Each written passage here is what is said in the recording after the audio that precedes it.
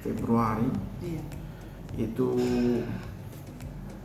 angka stunting, penurunan stunting kita itu berada di 11,5 menurut data di EPPGM Dinas Kesehatan.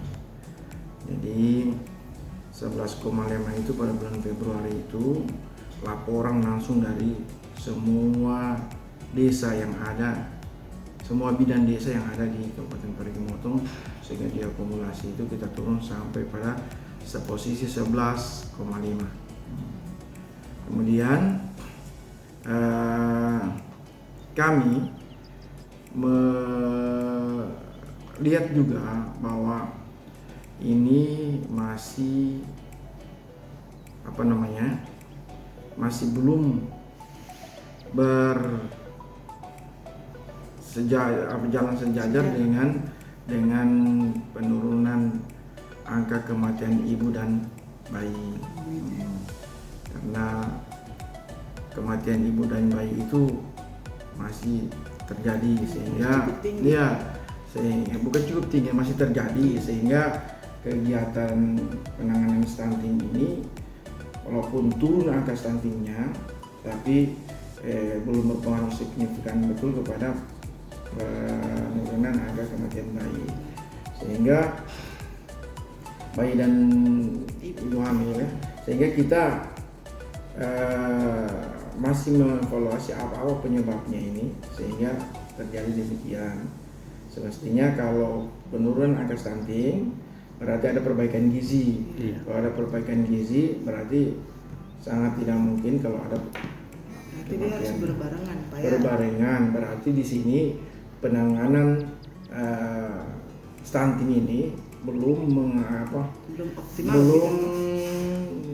mengarah pada merata ke seluruh bayi, dan mungkin lebih banyaknya kita tangani ya, tetapi ada beberapa keluarga mungkin yang belum tertangani dengan serius sehingga terjadi kematian bayi dan kematian ibu. Sejauh ini Pak, desa yang tinggi angka stunting ini masih Motong, Kecamatan Motong. Ini yang kemudian kami juga harus lebih mengarah ke sana itu dalam penanganan. Pak, ini persoalan apa Pak? Persoalan kesadaran masyarakatnya atau?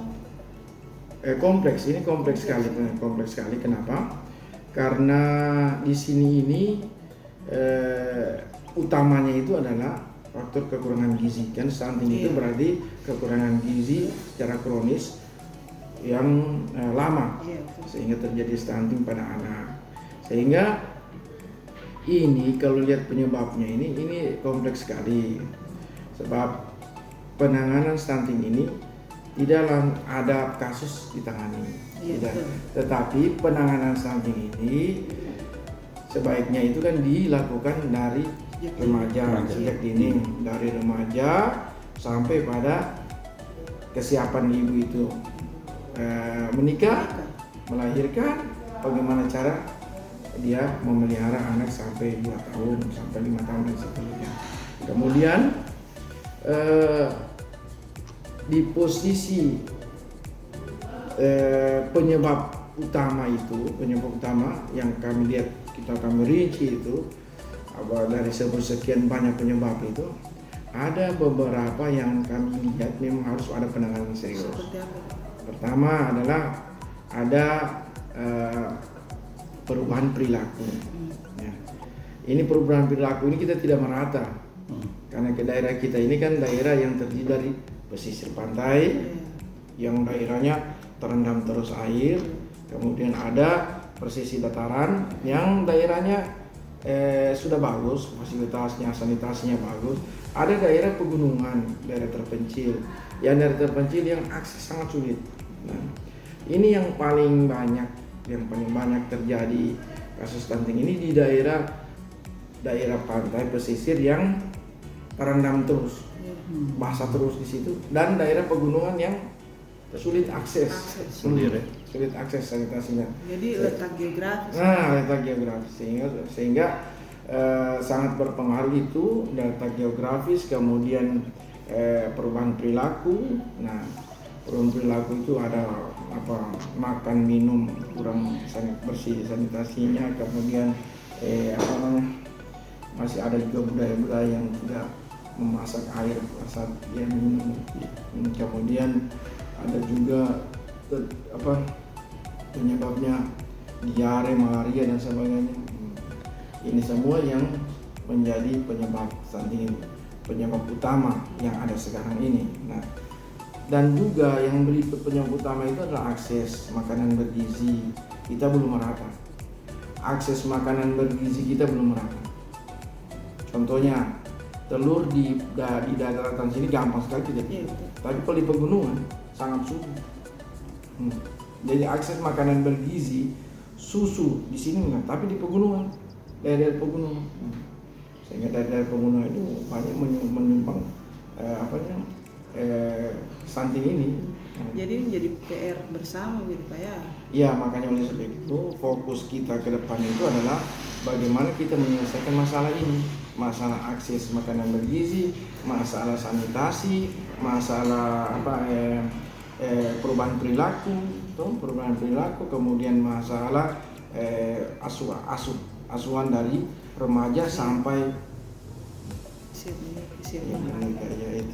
itu yang kami harus tangani ke depan.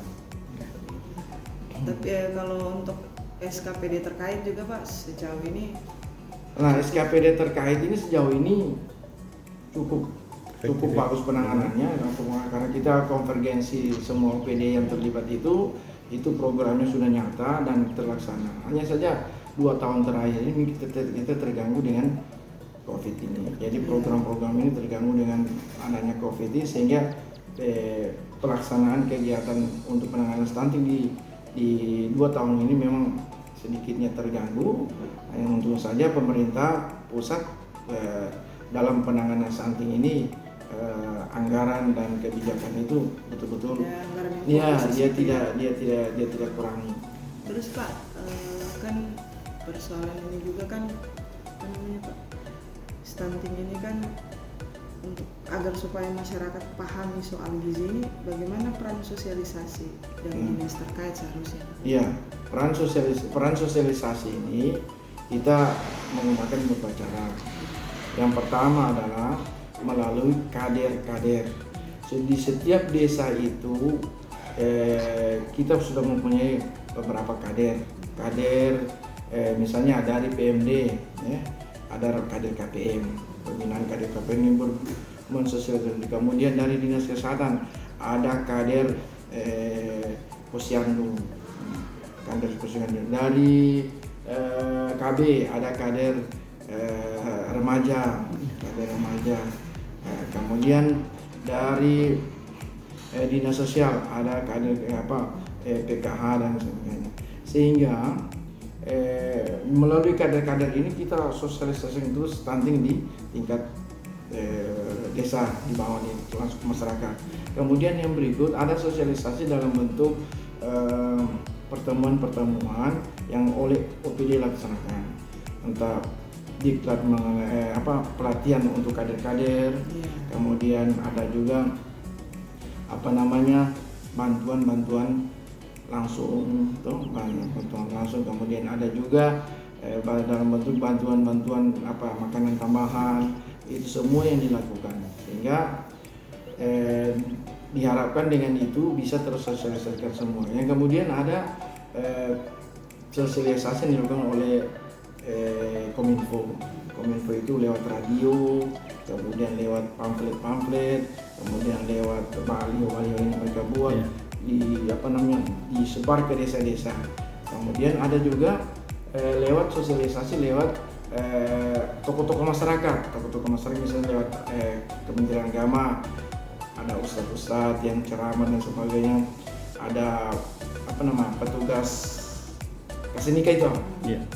Petugas nikah itu sebelum menikah dia harus jadi peran persoalan sosialisasi ini jadi peran bersama Pak. Peran bersama. Ya. Terus kira-kira target ke depan Pak setelah menurunnya ada angka penurunan tahun ini, ke depan punya target berapa? Ya begini, kan target nasional itu adalah 14%. Jadi diharapkan semua provinsi harus menekan stunting itu 14% ke bawah, semua provinsi.